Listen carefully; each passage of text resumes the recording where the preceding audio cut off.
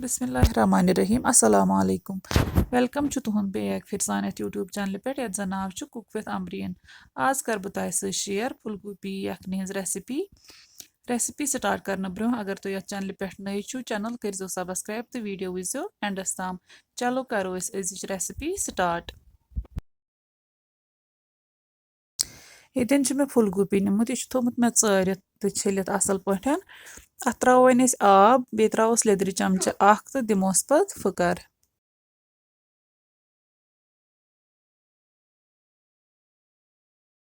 फुलगोबी ये ग्रेकान अत फ्यारो वने आब तो छलो बे सर्द आब।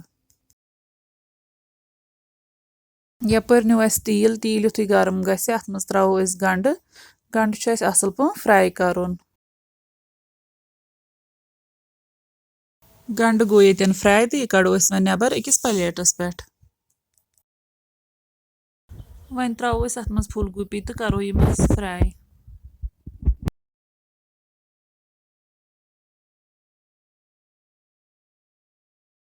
फुलगोबी गई ये फ्राई यम कड़ो वो नबर। वन करो बाकी तैयारी।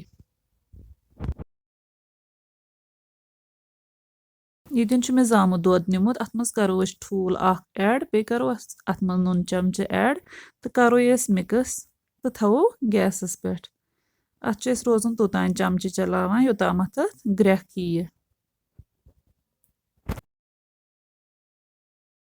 अगर ने अत कंटिन्यू खलन दिमो यह तेल फटान दोद योतान ग्रेख यी तोतान रोजन अत कंटिन्यू खलन दिवान। ये आय अत ग्रेख वन करो अतन रुहन ऐड बेन मे कह मसाल निमित जूर त्रो अत मज बे निमज बड़ ٲल सब्ज ٲल दालचीन तो यम पीसोक थोड़ा यथ मज तो पत करो यम ऐड दोदस मज। अम पत त्रो अत मज कह पाउडर्ड मसाल ये मे निमुत बदियान चमचे शोंठ पाउडर चमचे तो बे निमुत मे ब्लैक पेपर चमचे ये करो अत मज ऐड। यह ग्रेकान ये करो वन फ्राई थमित फुलगोबी कर त्रो अतन वन अत मज।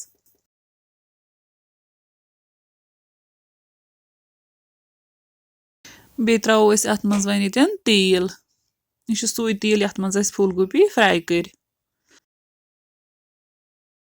अम पत करो अत मज आब गिलास ऐड वन तो ग्रेकनावो यह तोतान योताम फुलगोबी सॉफ्ट गन।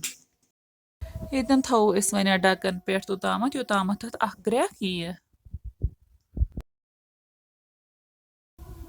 ग्रेख आय वन तुलो ठांड थोद वन त्रो अत मज गंड फ्राई कोरमुत सू त्रो वन मुरित अत मज।